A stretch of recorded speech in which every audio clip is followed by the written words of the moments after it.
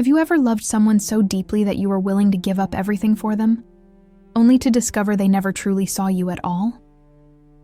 Stay with me, because today I'm going to tell you a story about a woman who sacrificed her brilliant career, her identity, and nearly her life for a man who believed another woman was his savior. But fate has a way of revealing the truth, and when it does, regret becomes a bitter companion. The autumn wind swept through the streets of Gangnam, carrying with it the golden leaves that danced past the towering glass buildings of Seoul's most prestigious fashion district. Inside the grand auditorium of the Seoul Fashion Institute, hundreds of guests had gathered for the most anticipated event of the year, the Luna Collection retrospective, celebrating 10 years since the mysterious designer Luna had retired from the fashion world. Seo-yeon stood at the back of the auditorium, her simple beige coat and understated appearance making her virtually invisible among the glittering crowd of fashion elite. On the massive screen at the front of the room, images of Luna's most iconic designs flashed one after another, each piece a masterwork that had revolutionized Korean fashion and earned international acclaim. The audience watched in reverent silence as gowns of silk and traditional hanbok-inspired pieces paraded across the screen, each one more breathtaking than the last. "It's been 10 years, whispered a young woman next to her companion, and no one still knows who Luna really was. Some say she died tragically. Others say she's living abroad in Paris or Milan, designing under a different name. Can you imagine having that much talent and just disappearing without a trace?" Her companion nodded enthusiastically, adjusting her designer glasses. "I heard she was heartbroken over a love affair. That's why she vanished. Imagine being so consumed by love that you would abandon everything you worked for, everything you achieved. It's almost romantic in a tragic way." Seo-yeon's lips curved into a sad smile that held the weight of 1,000 unspoken truths. She knew exactly where Luna was. Luna was standing right here, wearing a coat that cost less than the shoes on the woman's feet, watching her life's work being celebrated, while she remained completely unknown. The irony was almost too painful to bear, like a knife twisting slowly in her heart. 6 years ago, she had been at the absolute peak of her career. Luna's designs were worn by celebrities across Asia, from K-pop idols to movie stars, to the wives of business moguls. Her fashion shows were legendary events that required invitations secured years in advance, and her name was spoken with reverence in every fashion house from Seoul to Paris to New York. Magazine covers featured her creations monthly, young designers studied her techniques as if they were sacred texts, and industry veterans praised her innovative vision as the future of Korean fashion. She had achieved everything she had ever dreamed of, and more than she had ever imagined possible. But then, she had met Han Jae-min at that fateful charity gala, and everything she knew about herself and her future changed irrevocably. Her phone buzzed in her pocket, shattering her reverie. She pulled it out and saw a message from her mother-in-law, the formidable matriarch of the Han family. "Seo-yeon, where are you? The guests for Jaemin's birthday dinner will arrive in 2 hours. You should be home preparing the arrangements as we discussed. A wife's place is with her husband, supporting his success, not wandering around the city like a common person." She typed a quick, apologetic response, her fingers moving automatically across the screen with the practiced ease of someone who had sent thousands of such messages over the years. Then she slipped out of the auditorium quietly, leaving behind the applause and the accolades that should have been hers to enjoy.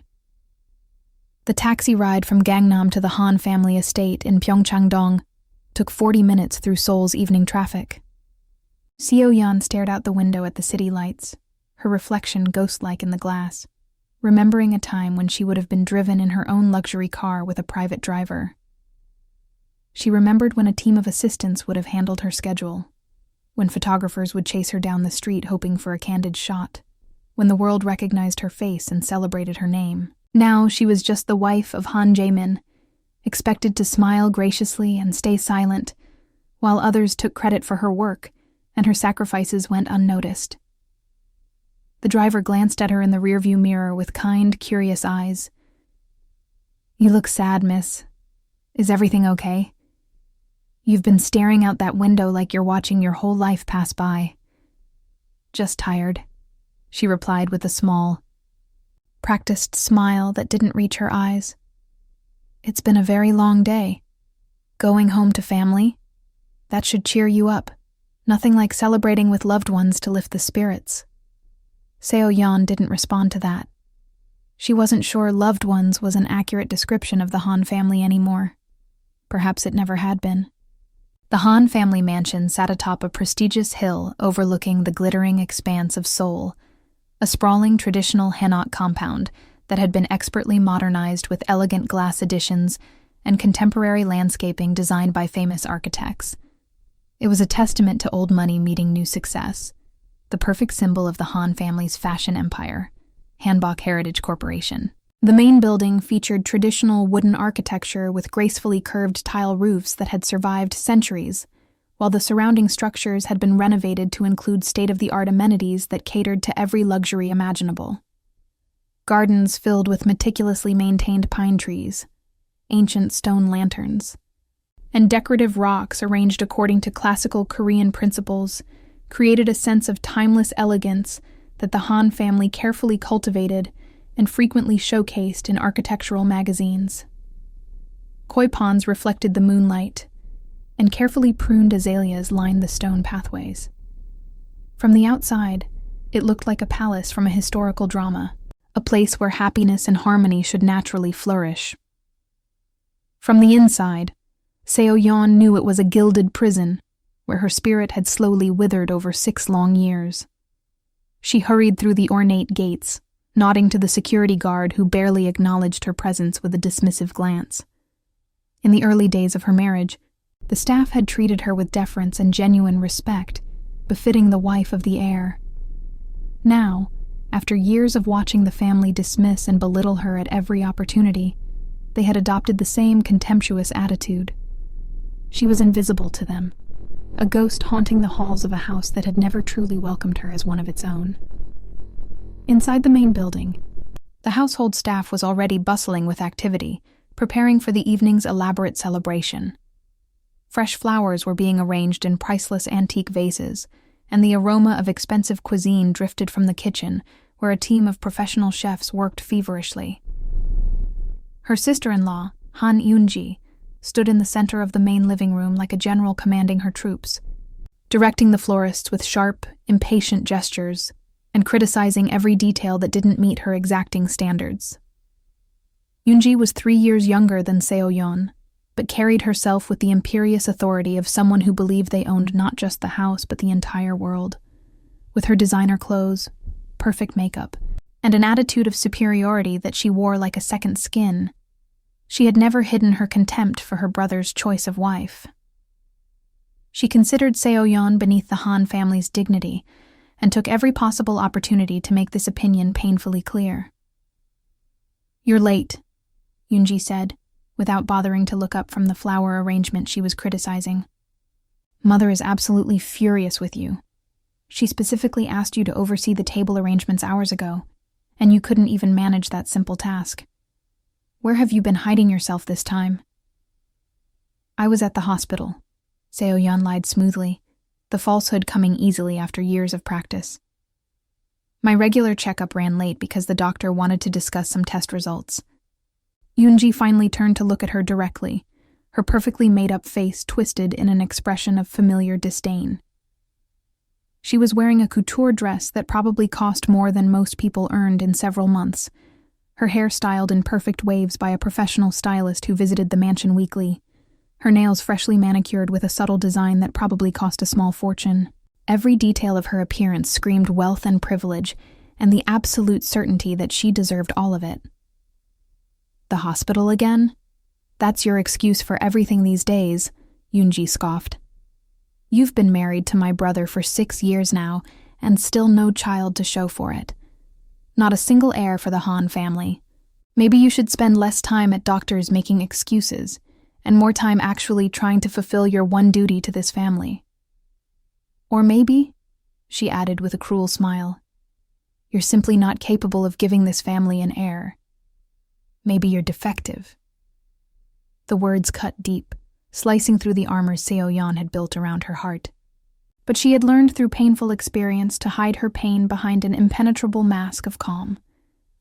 What Yoonji didn't know, what nobody in this cold, judging family knew, was that Seo-yeon had suffered 2 devastating miscarriages in the past 4 years.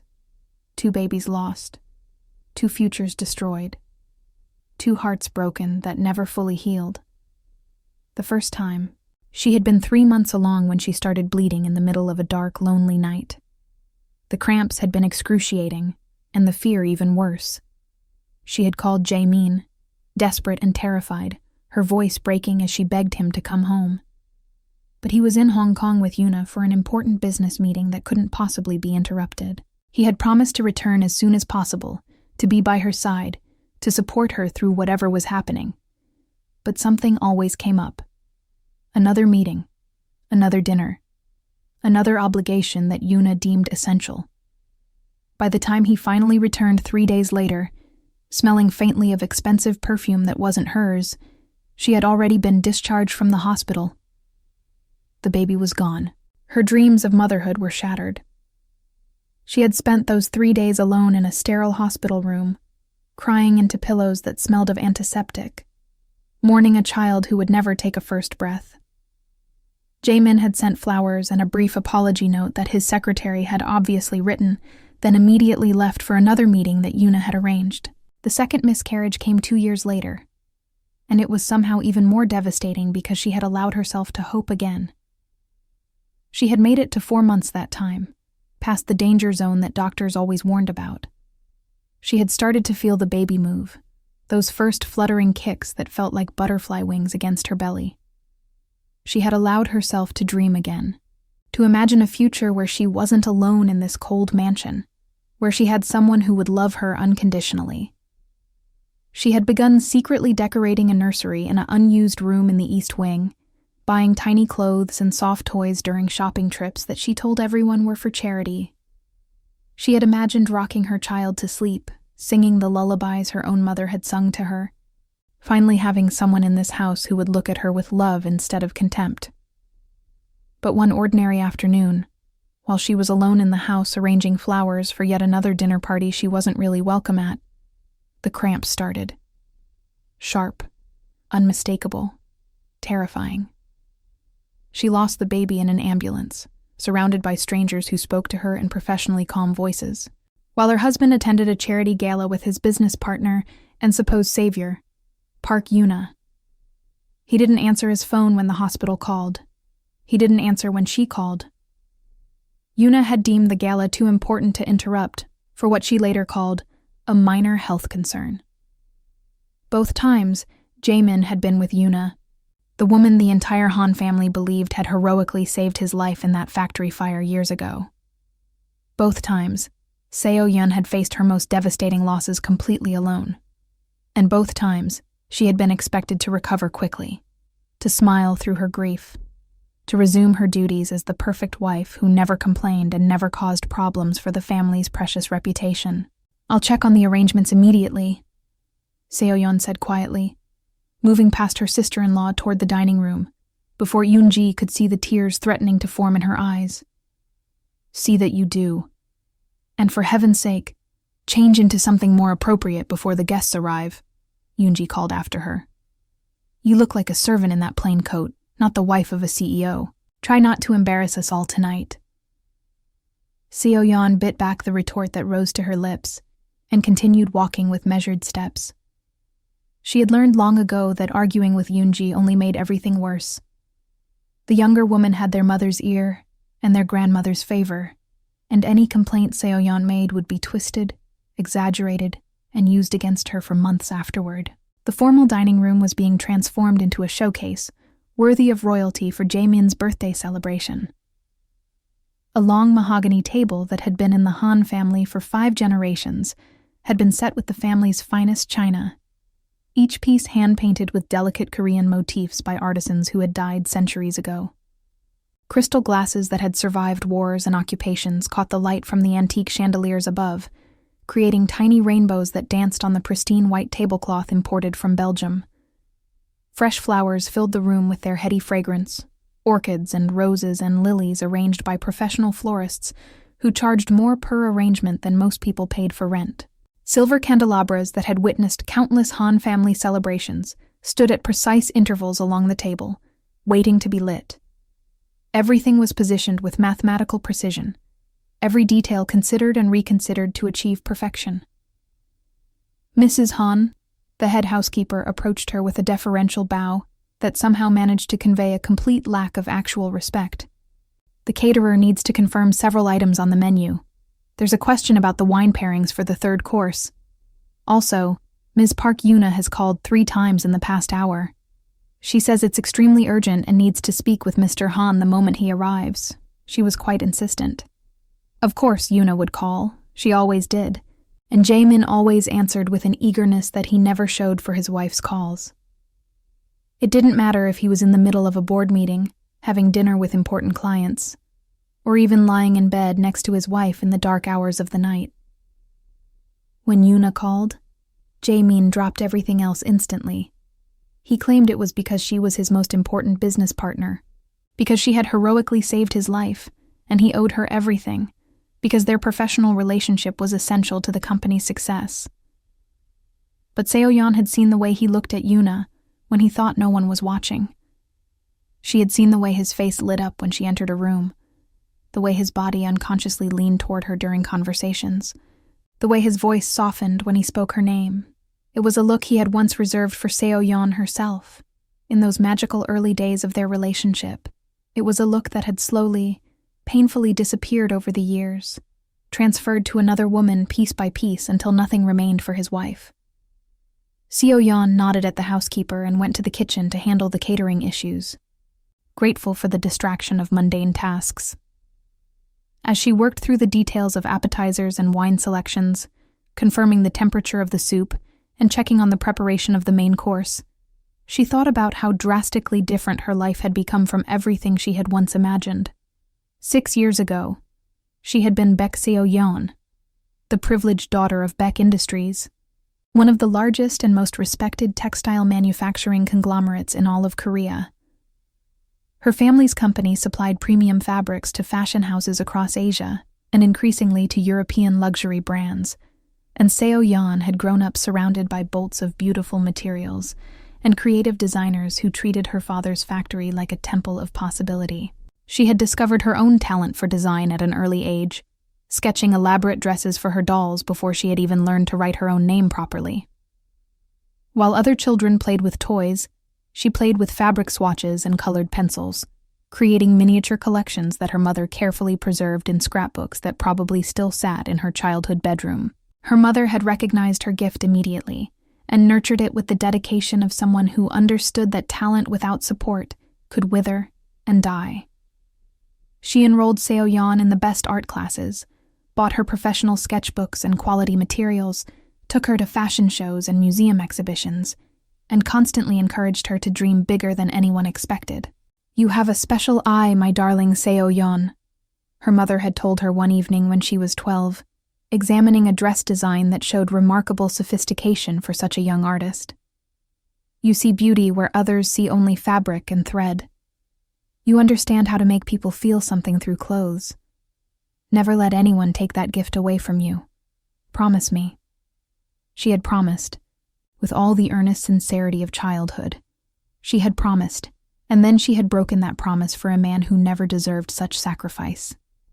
She had also been Luna, the most celebrated and mysterious fashion designer of her generation, a name that commanded respect and inspired awe throughout the global fashion industry. Her first collection, unveiled when she was just 22 and fresh out of fashion school, had caused an immediate sensation in Seoul's competitive fashion circles. Critics had fallen over themselves to praise her innovative use of traditional Korean textiles and contemporary silhouettes, her seemingly effortless ability to blend heritage with modernity in ways that felt both revolutionary and inevitable. The collection had been inspired by her grandmother's hanbok, a precious garment she had inherited after the old woman's passing. Each piece had told a story of Korean identity reimagined for the modern world, of tradition transformed rather than abandoned, of beauty that honored the past while embracing the future. The fashion press had called it groundbreaking. They had called her a genius. By her third collection, She was being compared to the great European designers whose names appeared on the most expensive storefronts in the world. By her fifth, she was setting trends that fashion houses in Paris and Milan and New York scrambled to follow, always arriving a season too late to capture the magic she had already moved beyond. She had achieved more in her 20s than most designers achieved in their entire careers, and the world had seemed to spread out before her like an endless canvas waiting to be painted. The name Luna had become synonymous with excellence, with innovation, with the future of not just Korean fashion but Asian fashion as a whole. International magazines had fought for exclusive interviews. Major department stores had begged for the chance to carry her collections. Celebrities had sent their stylists to wait in line for hours, hoping to be among the first to wear her latest creations. Then she had met Han Jae-min at that charity gala, and her world had shifted on its axis in ways she never could have predicted or prevented. It had been a fundraiser for children's education, held in one of Seoul's most exclusive hotels, the kind of event where the price of admission could have fed a family for a year. Seo-yeon had attended reluctantly, her introverted nature rebelling against the prospect of hours of small talk with strangers. But her father had insisted with unusual firmness. "You need to build connections, my daughter," he had told her in his study, surrounded by samples of the finest fabrics his factories produced. Fashion is as much about relationships as it is about design, no matter how much you wish it were otherwise. You cannot hide in your studio forever, no matter how brilliant your work. The world needs to see your face as well as your creations. So she had put on a simple black dress of her own design, nothing ostentatious, just clean lines and perfect construction that whispered quality rather than shouting for attention. She had arranged her hair in an elegant updo, applied minimal makeup, and forced herself to mingle with the city's elite even as every instinct screamed at her to retreat to the safety of her workroom. She had been cornered by an aggressive textile merchant who wanted to discuss a potential partnership, his breath too close and his pitch too insistent, when she had noticed a man standing alone by the tall windows that overlooked the city lights. Jaemin had been looking profoundly uncomfortable in his obviously expensive suit, clearly out of place among the socialites and business moguls who worked the room like professional politicians.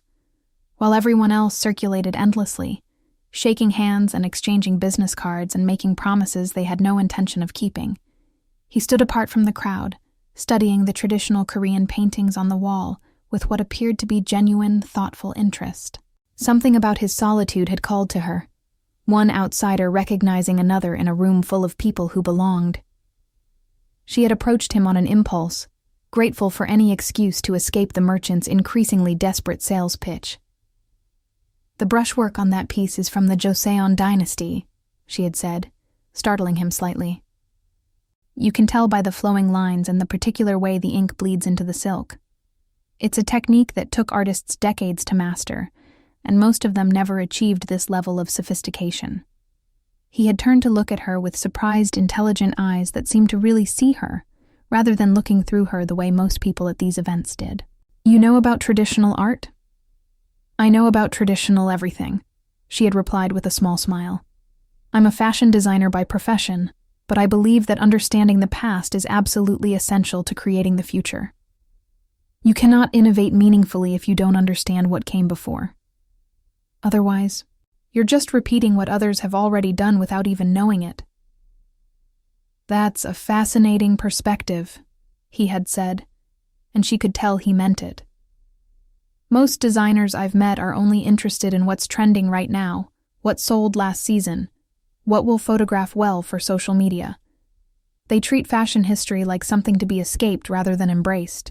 They had talked for hours that night, losing track of time completely as the gala swirled around them unnoticed. They discussed design philosophy and the tension between commercial success and artistic integrity. They debated the future of Korean fashion on the global stage, and whether the industry would ever truly embrace Asian aesthetics or merely appropriate them. They explored how traditional elements could be reimagined for modern audiences without losing their essential meaning and power. Jaemin had been surprisingly knowledgeable about fashion history, having studied the subject extensively in preparation for eventually taking over his family's business.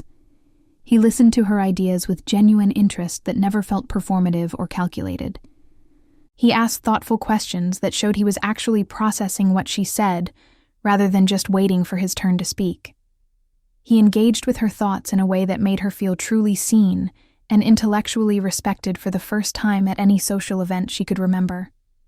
By the end of the night, Seo-yeon was completely captivated. She had never met anyone who seemed to understand her passion for fashion the way Jaemin appeared to. He wasn't intimidated by her success or threatened by her intelligence, reactions she had grown painfully accustomed to from other men. He seemed genuinely curious about her ideas and eager to learn from her perspective. For the first time in years, she had felt like more than just a designer or a name or a brand. She had felt like a person whose thoughts and feelings mattered. What she didn't know then, what she couldn't possibly have known, was that Jae-min was in the middle of a serious crisis that made him more vulnerable and more desperate than he appeared. His company was struggling badly, their traditional designs failing to connect with younger consumers who wanted modern interpretations of Korean fashion, rather than pieces that looked like they belonged in museums or historical dramas. He had been under enormous pressure from his family to turn things around, to prove that he was worthy of eventually leading Hanbok Heritage Corporation. He was desperate for new ideas, for someone who could help him bridge the seemingly impossible gap between tradition and innovation, between respecting the past and embracing the future. He was also engaged to someone else, a woman named Park Yuna, who claimed to have heroically saved his life during a devastating fire at one of his family's factories, just a year before they met. The engagement had been partially gratitude, partially family pressure, and partially his own confused emotions in the aftermath of nearly dying. But he had already been having doubts about whether Yuna was truly the right person to spend his life with. But fate, it seemed, had plans for all of them that none could have anticipated. 3 months after their first meeting, Seo-yeon was driving home from a late-night design session at her private studio in Itaewon. She had been working obsessively on her most ambitious collection yet, a series of breathtaking pieces inspired by the natural beauty of Jeju Island, where her family had vacationed when she was a child. The designs were flowing and organic, incorporating traditional Jeju fabric techniques with cutting-edge sustainable materials that she had spent months sourcing from around the world. She was exhausted but elated, running on coffee and creative adrenaline, certain that this collection would cement Luna's reputation as the preeminent designer of her generation. The vision in her head was clearer than anything she had ever conceived, and she could already imagine the reviews, the accolades, the influence her work would have on the direction of fashion for years to come. As she drove through the industrial district on the outskirts of Seoul, taking a shortcut she often used to avoid late-night traffic, she noticed something unusual in the night sky. Smoke was rising from one of the buildings ahead, thick black clouds that blocked out the stars and turned the air acrid. She slowed down, trying to get a better look at the source, and realized with a jolt of horror that the building engulfed in flames was one of Hanbok Heritage's main factories. Without conscious thought, without any consideration for her own safety, she pulled over to the side of the road and ran toward the burning building. Emergency services hadn't arrived yet. There were no sirens in the distance, and she could hear someone screaming for help inside the blazing structure, the sound cutting through the roar of the flames. The heat was intense, almost unbearable, pushing against her like a physical force.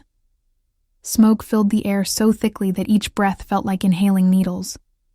But Seo-yeon didn't hesitate for even a moment.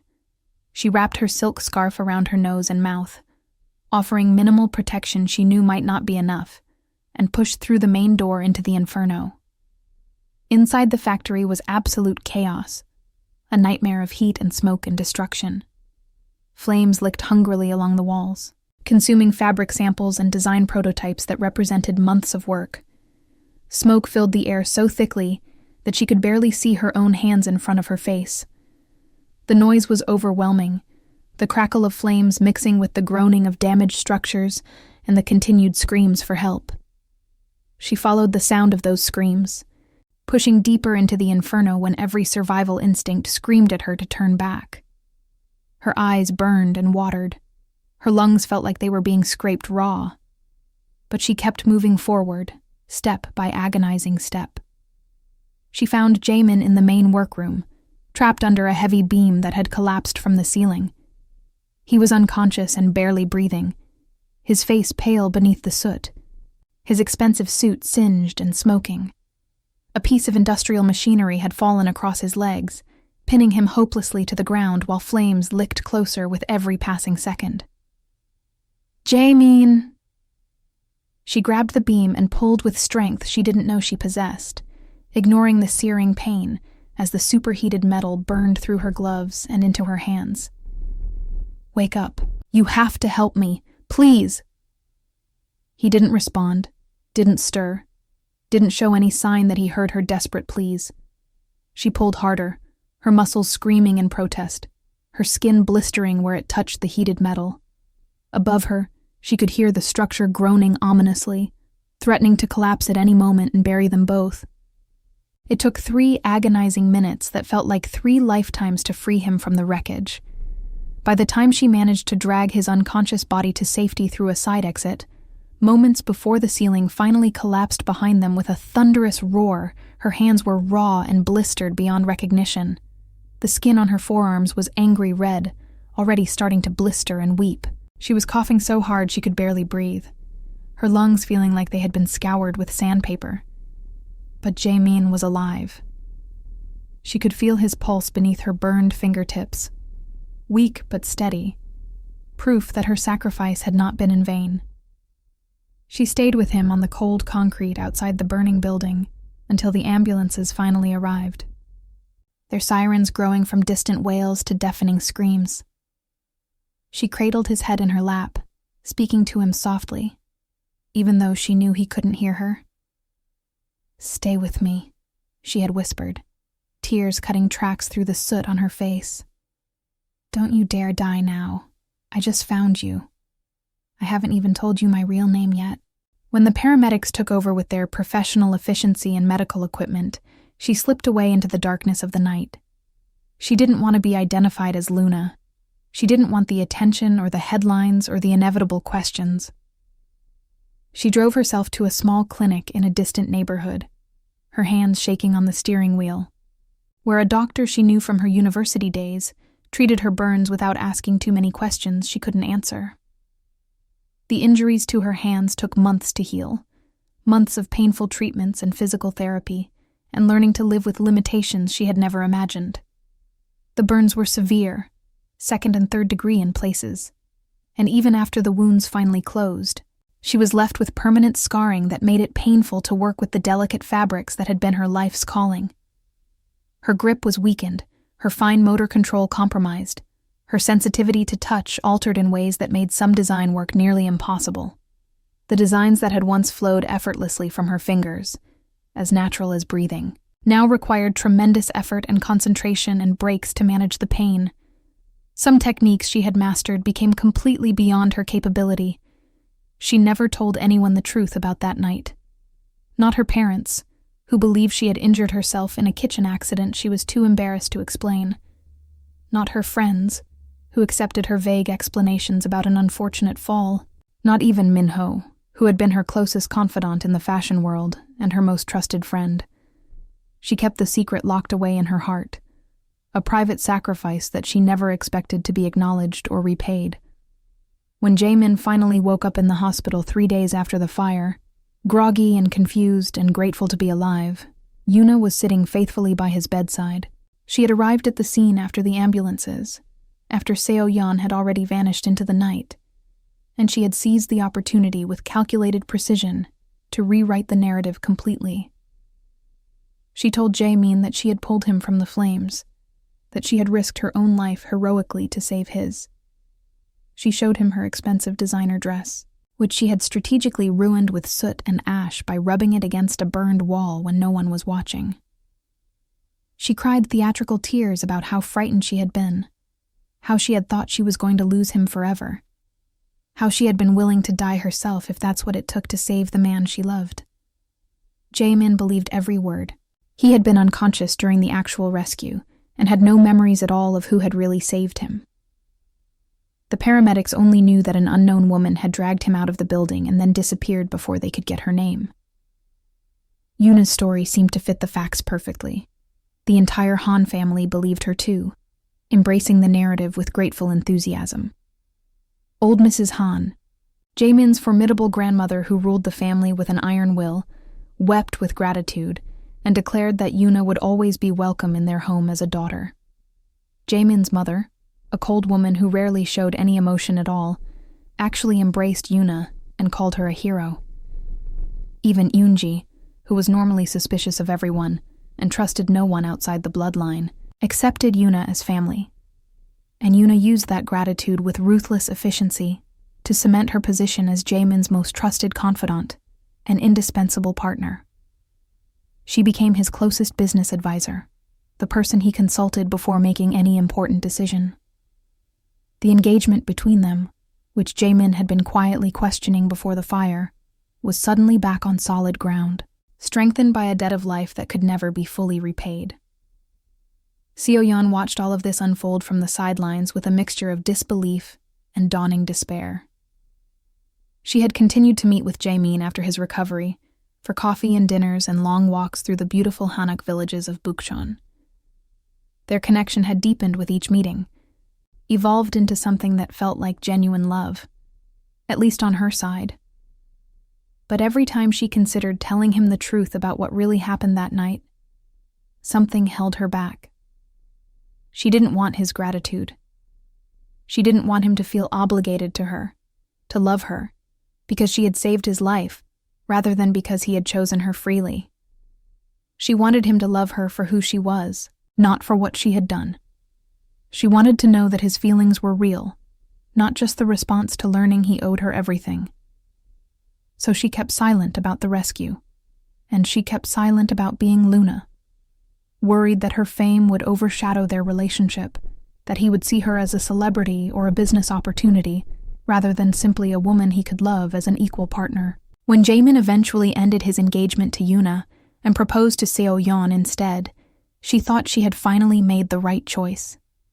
She thought the universe was rewarding her patience and her silence with the happy ending she deserved.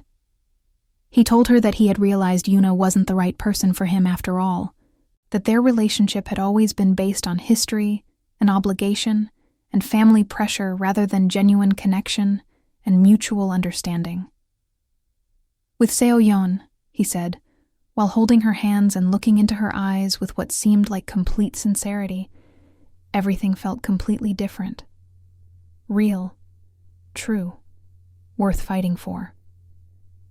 "I don't know exactly what it is about you," he had said on the night he proposed, in a beautiful restaurant overlooking the Han River with candles flickering between them.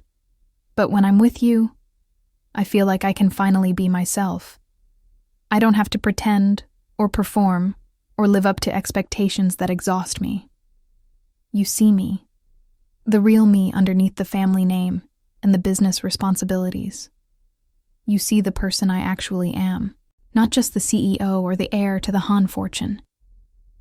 She had said yes without hesitation, tears streaming down her face, her heart overflowing with joy that she thought would last forever. This was the beginning of their forever, she had believed with her whole being.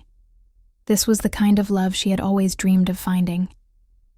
She retired Luna immediately after accepting his proposal, telling the fashion world through a carefully worded press release that the designer was taking an extended hiatus for personal reasons.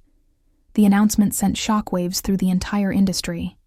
Speculation ran wild about where Luna had gone, why she had disappeared so suddenly at the very height of her fame when her career was still ascending. Some fashion journalists said she must be seriously ill, perhaps dying. Others said she had suffered a mental breakdown from the pressure of constant innovation and public scrutiny. A few melodramatic writers claimed she had actually died, and the announcement was simply a cover-up by her estate to manage the transition. The theories grew more elaborate with each passing month. Seo-yeon let the rumors circulate without comment, finding a strange freedom in their confusion. She married Jaemin in a small, intimate ceremony at a traditional wedding hall in Insadong, wearing a hanbok she had designed herself in secret, the last piece Luna would ever create for herself. She moved into the imposing Han family mansion, and took on the role of devoted wife with enthusiasm she thought was genuine. She helped his company from behind the scenes in ways nobody ever acknowledged, sending anonymous design suggestions that saved failing lines and reinvigorated stale collections. Meanwhile, Yuna remained as his business partner and closest advisor, forever holding her supposed sacrifice over everyone's heads, like a weapon that never lost its edge. But love, Seo-yeon learned through bitter experience over the following years, was not enough to sustain a marriage when trust was built on secrets. And it was certainly not enough to protect her from the slow, systematic destruction of everything she held dear. The first year of marriage had been genuinely wonderful, filled with moments that made Seo-yeon believe she had made all the right choices. Jaemin was attentive and loving in those early months, eager to spend time with his new wife, protective of their relationship against any outside interference. They traveled together to beautiful places she had always dreamed of visiting. They explored Seoul's hidden gems, the tiny restaurants and secret gardens that tourists never found. They spent lazy Sunday mornings tangled in expensive sheets, talking about their dreams for the future and the children they would someday have. Seo-yeon felt happier than she had ever been, happier than she had felt even at the height of Luna's success. She had found something more valuable than fame or recognition, she thought. She had found love that would last forever. But gradually, so slowly she almost didn't notice it happening, things began to change. The transformation was subtle at first, like watching ice melt 1 degree at a time. Yuna started appearing more frequently at family gatherings, where she had no obvious reason to be. She showed up at business dinners that should have been private. She inserted herself into events and occasions that Seo-yeon had assumed would be just for her and Jaemin as newlyweds. She's absolutely essential to the company's success, Jaemin would explain whenever Seo-yeon gently questioned Yuna's constant presence. I can't possibly exclude her from important functions. She saved my life. After all, I owe her everything. Surely you can understand that. The phrase, "she saved my life," became a constant refrain in their household, a trump card that Yuna played with expert timing whenever she needed to secure her position or justify her involvement. So-yeon couldn't argue against it without revealing her own secret, so she remained silent, watching with growing unease as Yuna inserted herself deeper and deeper into the fabric of their lives. The criticisms of Seo-yeon started subtly at first, so gently delivered that they almost seemed like genuine concern rather than calculated attacks. A casual comment about Seo-yeon's dress being perhaps too simple for such an important industry event. A gentle suggestion that she might not be sophisticated enough to handle certain delicate social situations without embarrassing the family. A whispered concern to Jaemin, delivered just loudly enough for Seo-yeon to overhear, that his wife seemed overwhelmed by the demands of her new position. "I'm just worried about her well-being," Yuna would say in her perfectly modulated voice, dripping with carefully manufactured concern. "She seems so out of her depth sometimes. The poor thing looks exhausted. Maybe she needs more professional support to help her adjust to this life." The support Yuna recommended came in insidious forms. A personal assistant who seemed helpful, but actually reported Seo-yeon's every move and conversation back to Yuna. A social coordinator who scheduled her days so tightly with meaningless obligations that she barely had time to breathe, let alone design. A professional stylist who dressed her in clothes that made her feel like a stranger inhabiting someone else's body. Layer by layer, Seo-yeon felt herself disappearing. The confident designer who had once commanded the respect of the entire fashion world was slowly being replaced by a nervous wife who second-guessed every decision and apologized for taking up space. And through it all, Jaemin remained completely oblivious to what was happening right in front of his eyes. He saw only Yuna's helpful intentions, never her calculated manipulations. He interpreted her constant presence as dedication and loyalty, never as the territorial behavior it actually was. When Seo-yeon tried carefully to express her growing concerns, choosing her words with desperate precision, he dismissed them as jealousy or insecurity, or the adjustment difficulties of a new wife. "Yuna has never been anything but kind and welcoming to you," he would say with genuine confusion in his voice.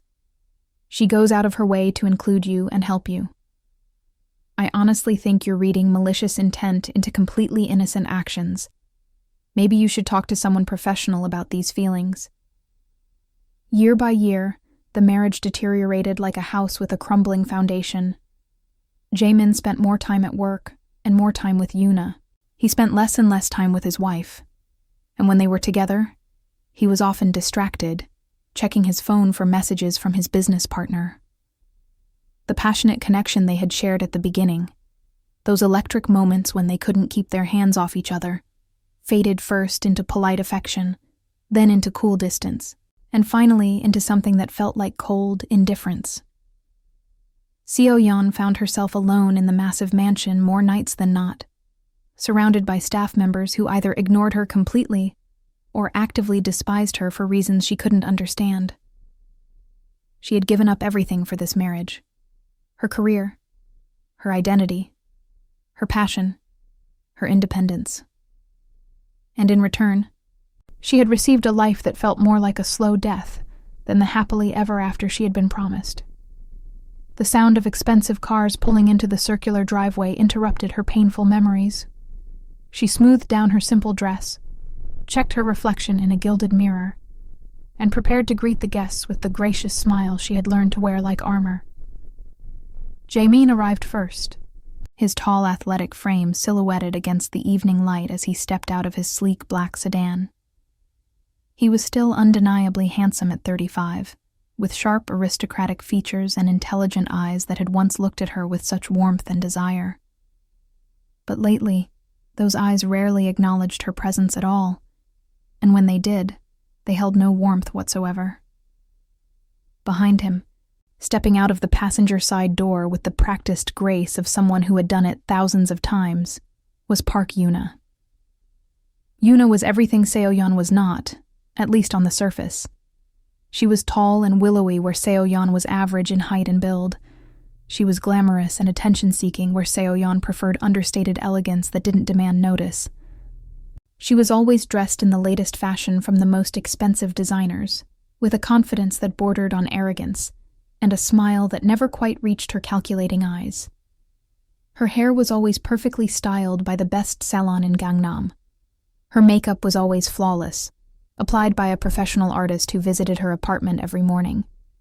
Her accessories were carefully chosen to project an image of sophistication and success that she had cultivated with the precision of a military campaign.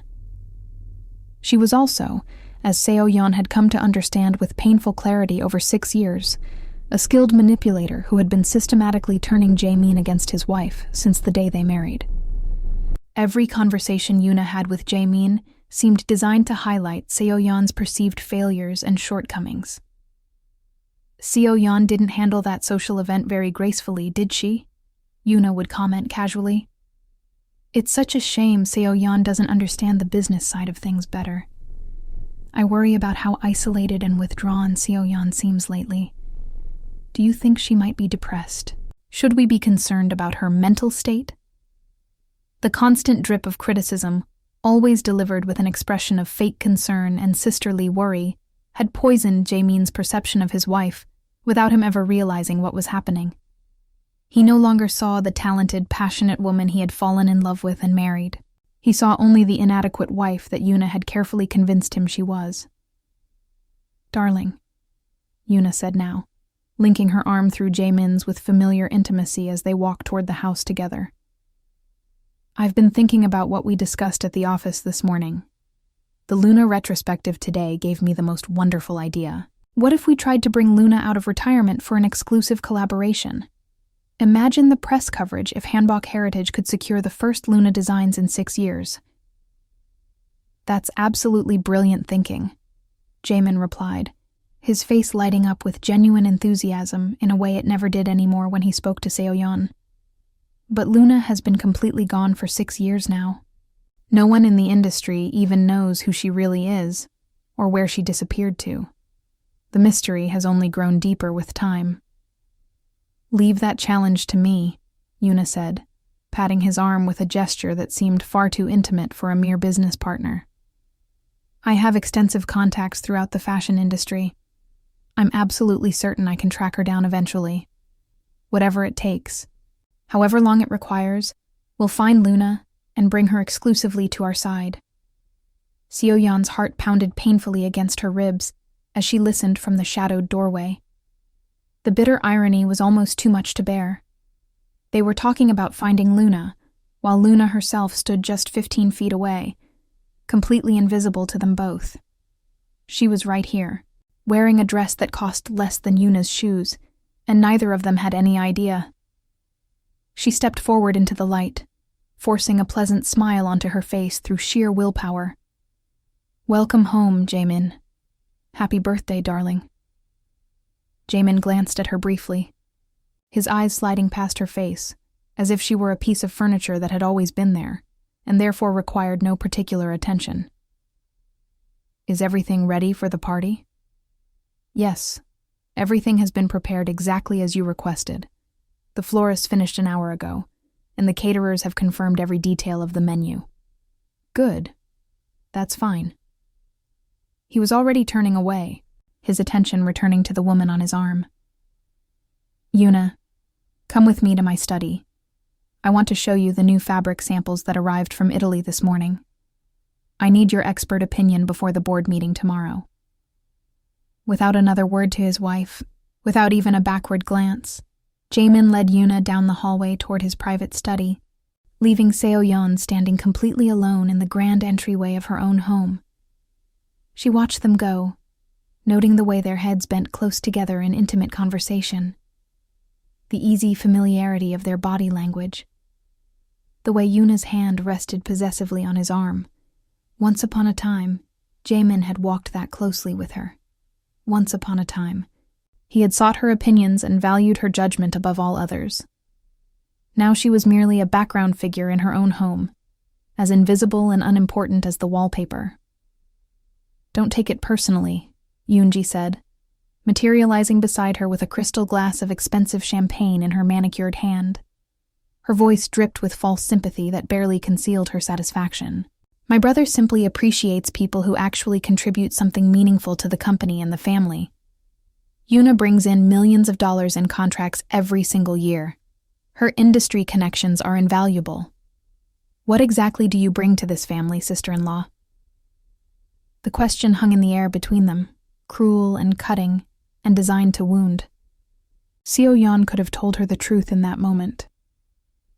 She could have revealed that she had secretly redesigned more than half of Hanbok Heritage's failing product lines over the past 6 years, sending anonymous sketches and detailed design concepts to the company's creative team through an untraceable dummy email account she had created specifically for that purpose. She could have explained that the company's recent commercial success was built almost entirely on her hidden contributions, her unacknowledged genius. She could have told Yoonji that the mysterious fashion consultant who had saved their struggling sportswear division from bankruptcy was actually her. That the anonymous designer who had single-handedly revitalized their failing evening wear line was actually her. That the brilliant concepts that had transformed their bridal collection from an afterthought into their most profitable division was actually her, the wife they all dismissed as useless. But she said nothing. She had given up her public identity to become Jaemin's wife, and now it seemed even that diminished role was slowly slipping away from her grasp. The birthday dinner was a lavish affair that would have impressed royalty and probably cost more than most families earned in a year. The Han family's closest associates, wealthiest business partners, and most influential social connections filled the elegant dining room, raising glasses of vintage wine that cost hundreds of dollars per bottle to toast Jaemin's continued success and bright future. Crystal chandeliers cast warm light over the assembled guests, making diamonds sparkle and silk shimmer. The finest china and silver gleamed on the perfectly set table. Conversation flowed as freely as the expensive alcohol, filling the room with the sophisticated murmur of Seoul's elite at play. Yuna sat at Jaemin's right hand, occupying the place of honor that tradition and courtesy said should have belonged to his wife. She held court throughout the meal with charm and practiced wit, sharing entertaining anecdotes that had everyone at the head of the table hanging on her every perfectly chosen word. She touched Jaemin's arm frequently, leaned close to whisper in his ear, laughed at his jokes with performative delight. To Jaemin, Yuna announced, rising gracefully with her champagne glass held high as the main course was cleared away. The visionary leader who transformed Hanbok Heritage from a struggling traditional company into a global fashion brand. The man who never gives up when faced with obstacles, never backs down from challenges, and always finds a way to succeed against any odds. I am deeply honored to be your partner in business, and I look forward to many more years of building an empire together. Happy birthday, darling. The assembled guests applauded enthusiastically, raising their own glasses in response to the toast. Jaemin smiled at Yuna with genuine warmth and visible affection, reaching out to take her hand and squeeze it gratefully in a gesture that seemed far too intimate for a public setting. I couldn't have achieved any of this without you, Yuna, he said, his voice carrying clearly through the suddenly quiet room. You've been my rock through every storm, my support through every challenge, my inspiration when I wanted to give up. This company's success is as much yours as it is mine.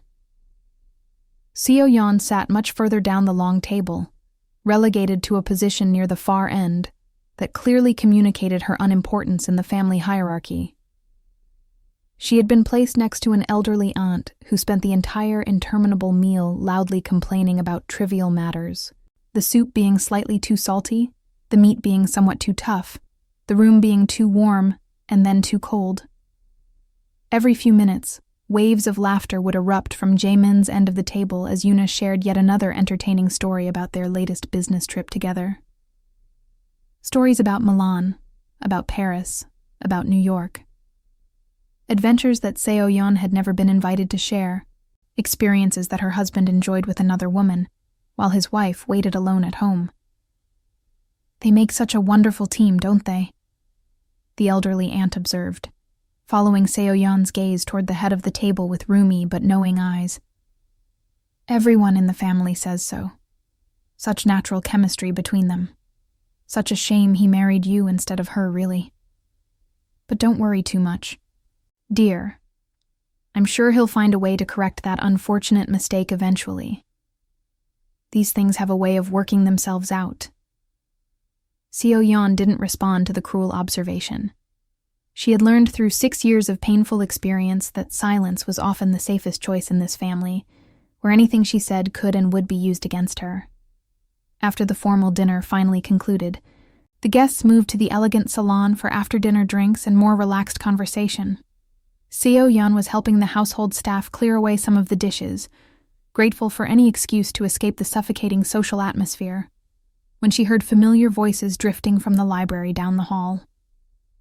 The heavy oak door was slightly ajar, and she couldn't help but pause in the shadows to listen. The investors are getting extremely nervous about our Seoul Fashion Week presentation, Yuna was saying, her voice tense with an anxiety Seo-yeon had never heard from her before. We need something truly spectacular this year, something that will prove beyond any doubt that Hanbok Heritage is still a leader in the global fashion industry. Our last 3 seasonal collections have been critically disappointing. The fashion press is starting to question openly whether we've completely lost our creative edge. I know the situation is serious, Jaemin replied, frustration and worry evident in his usually confident voice. But our design team simply hasn't produced anything innovative or exciting in months now. Everything they create looks derivative of what other houses are doing. It's like they've collectively lost whatever creative spark they once possessed. That's precisely because you need fresh talent and new blood in the creative department. Someone with genuine vision and original ideas, not just technical competence. There was a calculated pause, and when Yuna spoke again, her voice was carefully modulated to sound humble and almost reluctant. Jaemin, I didn't want to say anything about this because I didn't want to seem presumptuous or overstepping, but I've actually been doing some designing work of my own lately. Just experimenting, really. Let me show you what I've been working on. Seo-yeon pressed herself against the wall in the shadowed hallway, her heart racing as she listened to Yuna describe designs that sounded remarkably, unmistakably similar to Luna's groundbreaking early work. The innovative silhouettes that balanced structure with fluidity. The sophisticated use of traditional Korean textiles reimagined for modern sensibilities. The philosophical approach of blending heritage with contemporary relevance without sacrificing either. It was all eerily, disturbingly familiar, because it was her work, her ideas, her artistic vision being stolen and claimed by someone else. Her heart sank as the full realization of what was happening crystallized in her mind. Yuna wasn't just manipulating Jaemin emotionally and professionally. She was actively stealing Luna's creative legacy, passing off the design philosophy that Seo-yeon had spent years developing as her own original work. "These concepts are absolutely incredible," Jaemin said, and Seo-yeon could hear genuine wonder and excitement in his voice, the same tone he had once used when discussing her work at that first charity gala years ago. "Yuna, I had no idea you could design like this. You never mentioned having this kind of creative talent. These sketches are remarkable. They remind me of something, actually. They have this quality that I've only ever seen in Luna's work." "I was saving this revelation for the right moment, waiting until you really needed it," Yuna replied. And Seo-yeon could practically hear the satisfied smile in her voice. "Consider it my birthday gift to you. Let me take creative leadership of the Seoul Fashion Week collection this year. I promise you won't be disappointed with the results." "Done.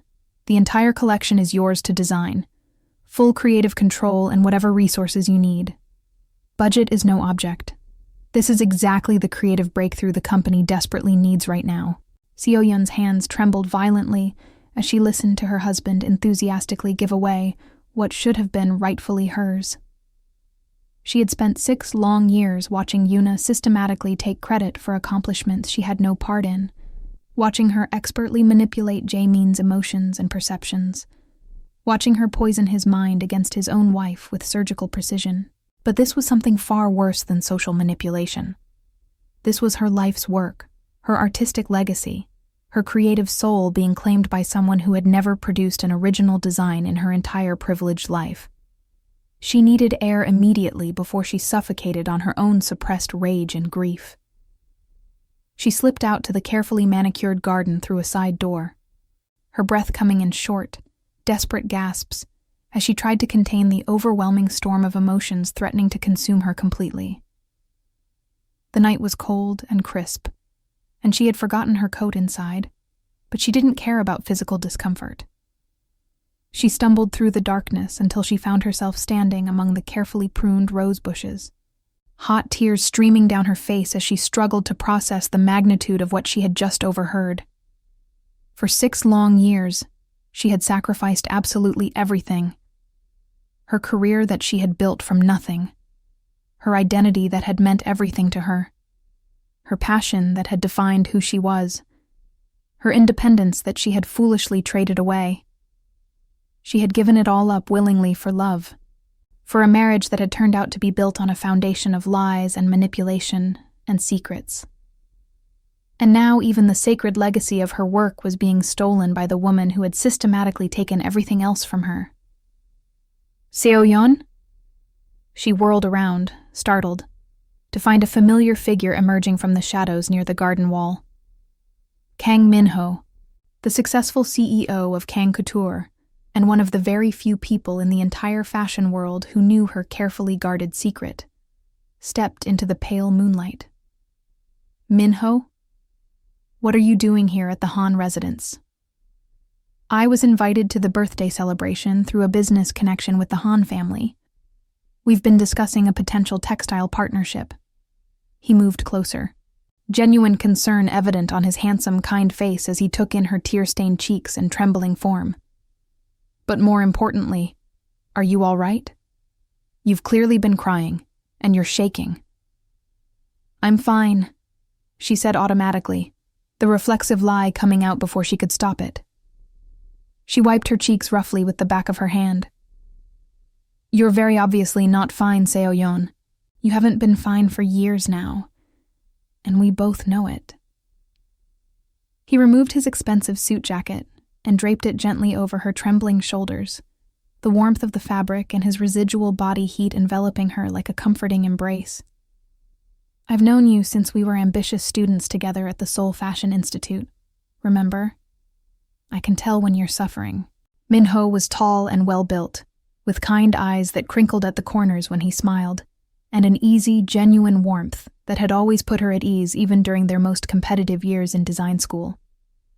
They had been rivals initially, competing for the same awards and recognition, but that competition had evolved into deep mutual respect, and eventually into one of the most important friendships of her life.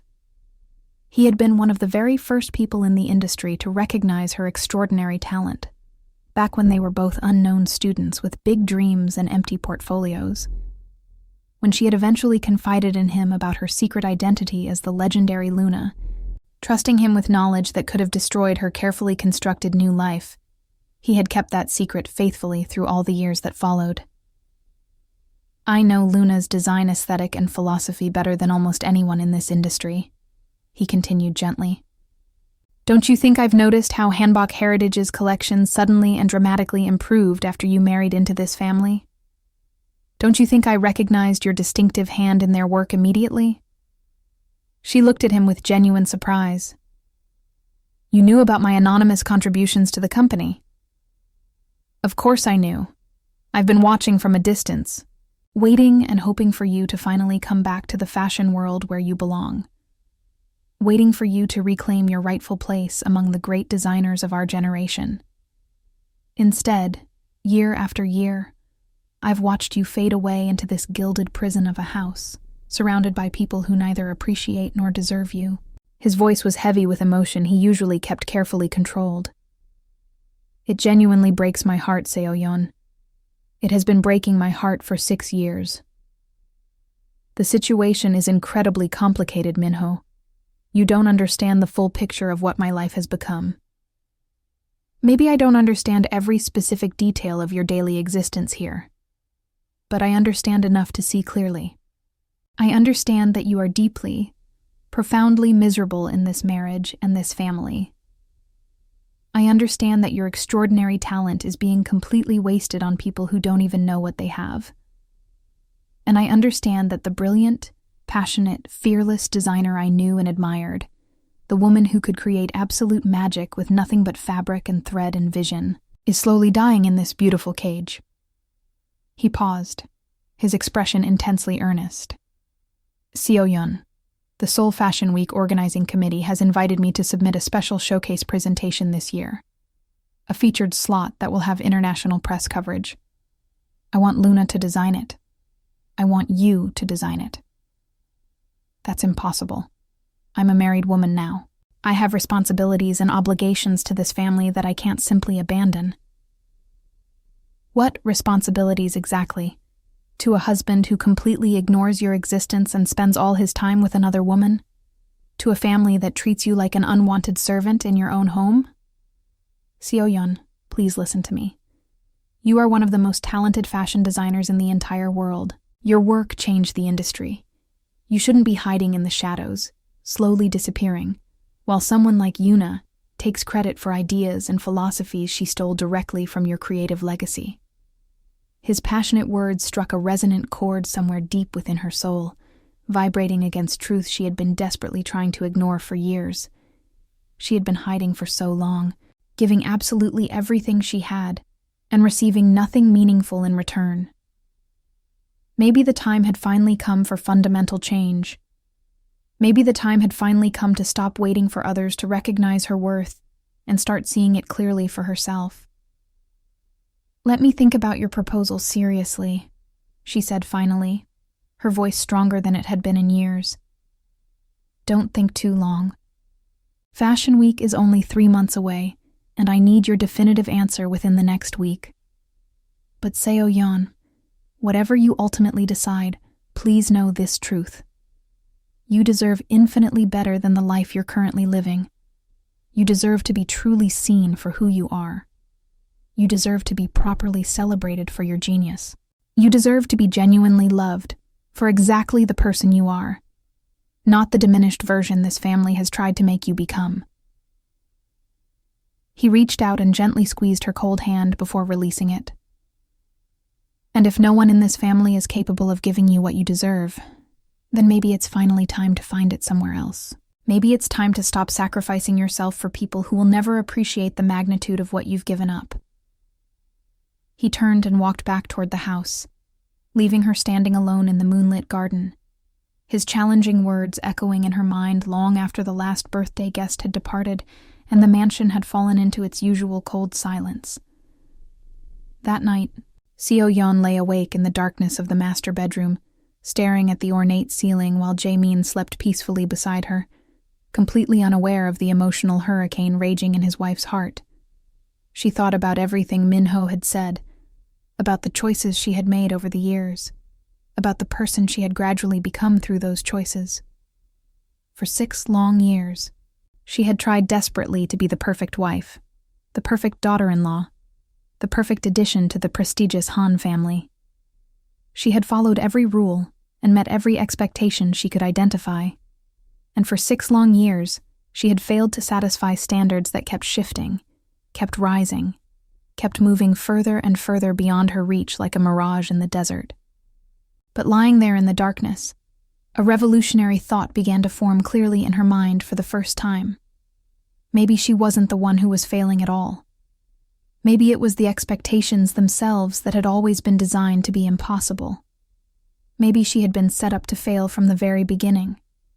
She thought about Luna, about the pure joy she had felt when she was designing, when she was creating beauty and meaning from nothing but fabric and imagination and her own unique vision. She remembered the applause at her fashion shows, the praise from critics who rarely praised anyone, the deep satisfaction of seeing her artistic vision brought to life on runways and in the pages of prestigious magazines. She had given all of that up willingly for love, but what she had received in return wasn't real love at all, she finally admitted to herself. It was neglect dressed up as busyness. It was criticism disguised as concern. It was the slow, systematic erosion of her self-worth until she barely recognized the person she saw in the mirror anymore. The next morning, before the household had fully awakened, she called Minho from the privacy of the garden pavilion. "I'll do it," she said, and her voice sounded different to her own ears. Stronger, more certain, more like the woman she used to be. "I'll design the Luna showcase for Fashion Week." "Seo-yeon, that's absolutely wonderful news. I knew eventually you would find your way back to yourself. You're far too talented to stay hidden in the shadows forever. But I have strict conditions that must be followed. No one can know it's me who designed the collection. Not yet. I want the work to speak entirely for itself first. I want people to see Luna's new designs and judge them purely on their artistic merit, without knowing that the mysterious designer is the same woman they've been dismissing as a useless, decorative housewife for 6 years. Of course. Whatever you need to feel comfortable and protected, I'll make it happen. I'll set up a completely secure workspace for you with total privacy. I'll handle all the logistical arrangements personally. You just focus on creating something magnificent. Focus on being Luna again." For the first time in longer than she could remember, Seo-yeon felt something that resembled genuine hope stirring in her chest. She had a real purpose again, a meaningful reason to get up in the morning, beyond managing household affairs and enduring family dinners. She had a chance to reclaim the essential part of herself that she had lost, to prove that Luna wasn't just a fading memory, but a living, breathing force of creativity that had merely been sleeping. The next 3 months were simultaneously the most challenging and the most exhilarating of her entire life. By day, she continued to play the exhausting role of the dutiful wife with practiced perfection. She managed the complex household operations without complaint. She attended social functions with a gracious smile permanently fixed on her face. She endured the constant snubs and criticisms from her in-laws and the growing emotional coldness from her husband without visible reaction. She smiled at dinner parties until her face ached. She made pleasant small talk with business associates who looked through her like she was made of glass. She pretended not to notice when Jaemin's hand lingered possessively on Yuna's waist at public events. She pretended not to see when they exchanged intimate looks that spoke of a connection far deeper than mere business partnership. By night, she transformed completely into Luna once again. She had rented a small but perfect studio space in the artistic Hongdae district under an assumed name. A private workspace with excellent natural light, good ventilation, and most importantly, complete privacy, where she could work without any risk of interruption or discovery. Every evening after the Han family retired to their separate bedrooms and the mansion fell silent, she would slip out through a service entrance and drive across the sleeping city to her secret creative sanctuary. There, surrounded by bolts of beautiful fabric and her familiar tools, she poured all her accumulated pain and suppressed passion into her designs. Every frustration became a seam. Every tear became an embellishment. Every moment of feeling invisible became a bold splash of color demanding to be seen. The collection she created over those 3 months was called Emergence, and it was unlike anything she had ever designed before. It was a complete story, told entirely in fabric and form, about a butterfly trapped inside a suffocating cocoon, slowly and painfully struggling toward the light and freedom it could sense, but not yet see. Each piece in the collection began with deliberately constricting silhouettes, tight wrappings of luxurious fabric that suggested entrapment and suffocation and the loss of self. The early pieces were beautiful but claustrophobic, elegant prisons made of silk and structured boning. But as the collection progressed through its narrative arc, the designs evolved dramatically. The constraining fabrics loosened gradually. The rigid shapes became more fluid and organic. The color palette shifted from deep, somber tones toward lighter, more hopeful shades. Until finally, the closing pieces were breathtaking expressions of complete liberation and unrestrained joy. Flowing gowns that seemed to dance even on motionless mannequins. Structured pieces that somehow conveyed movement and freedom. Colors that sang of new beginnings and the courage to transform. She worked through countless nights, her scarred hands aching as she manipulated the delicate fabrics with a precision that cost her dearly. Sometimes the pain from her old burn injuries was so intense that she had to stop and rest, massaging her damaged fingers until enough feeling returned to continue. But she pushed through every obstacle, driven by a fire she had thought had been permanently extinguished by years of neglect and dismissal. The centerpiece of the entire collection was a spectacular gown she called Rebirth, and it was the most technically challenging and emotionally significant piece she had ever created in her entire career. The gown was constructed from multiple flowing layers of the finest silk she could source. Each layer dyed to shift gradually from deep royal purple at the base through pale ethereal lavender in the middle to brilliant, pure white at the shoulders. As the wearer moved, the colors seemed to transform in real time, creating the stunning illusion of metamorphosis happening before the viewer's eyes. It was like watching a soul emerge from darkness into light. Hidden within the flowing layers of the gown was intricate traditional Korean embroidery that had taken her weeks to complete by hand. The delicate patterns remained invisible most of the time, but when light struck the fabric at certain specific angles, the hidden artistry revealed itself like a secret being shared between the dress and anyone perceptive enough to notice. It was the most technically demanding work she had ever attempted. It was also the most deeply personal piece she had ever made. It represented everything she had lost during her years in the Han family and everything she desperately hoped to regain. It was her story made manifest in thread and silk, a wearable autobiography of suffering and survival. Meanwhile, Yuna's collection for Hanbok heritage was falling apart in spectacular fashion. Despite her bold promises and confident presentations to the board, Yuna had no real talent for original design. Everything she knew about fashion philosophy, she had stolen from observing Luna's work and reading interviews. The individual pieces she produced for the collection were derivative and uninspired, obvious copies of Luna's distinctive early aesthetic that lacked the soul and innovation and emotional depth of the originals. She could imitate the surface elements successfully enough to fool people who didn't look closely. She understood the technical aspects of using traditional textiles and the visual vocabulary of nodding to Korean heritage, but she couldn't replicate the emotional resonance that had made Luna's work truly transcendent. Her designs were competent copies that somehow felt hollow, like beautiful shells with nothing living inside.